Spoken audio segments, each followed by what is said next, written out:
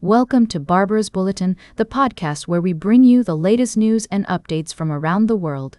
We have a lot of important stories to cover, but first, let's start with the ongoing situation in the Middle East.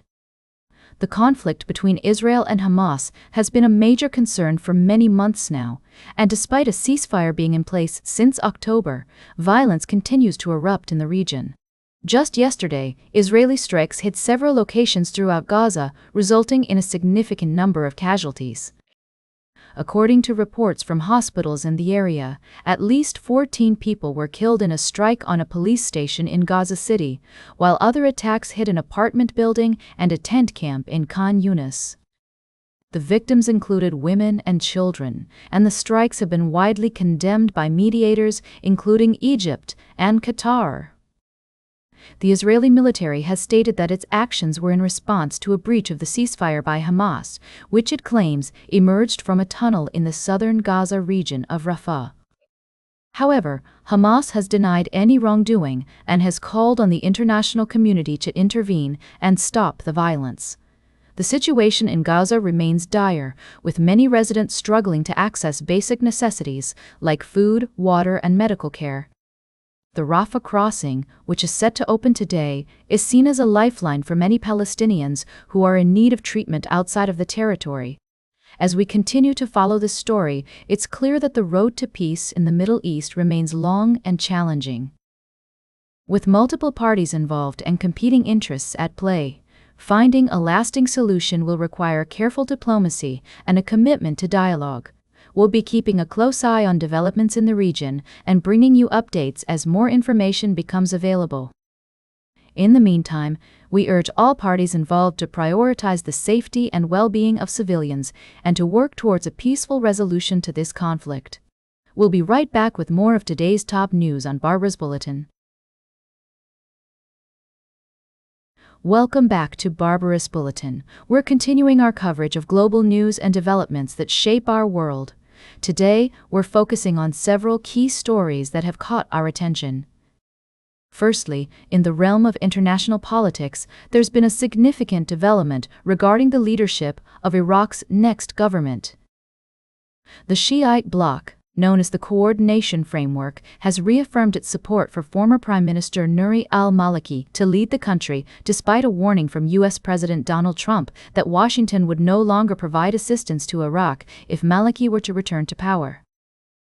This move highlights the complex dynamics at play in Iraqi politics and the challenges of navigating relationships between international partners. In other news, Canada's opposition. Conservative Party has voted overwhelmingly to retain Pierre Poilievre as its leader.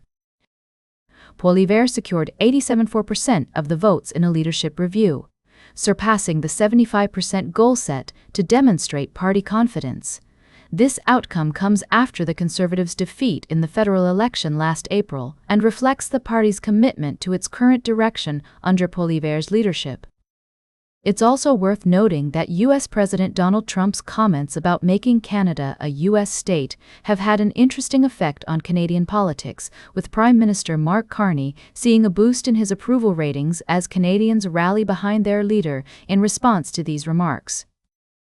As we analyze these stories, it's clear that the global political landscape is complex and multifaceted. Each country faces its unique challenges and opportunities, and understanding these dynamics is crucial for navigating our interconnected world. Welcome back to Barbara's Bulletin. As we wrap up today's show, let's take a closer look at the escalating tensions between the United States and Cuba. The situation has been unfolding rapidly, with U.S. President Donald Trump announcing tariffs on imports from countries that supply Cuba with oil.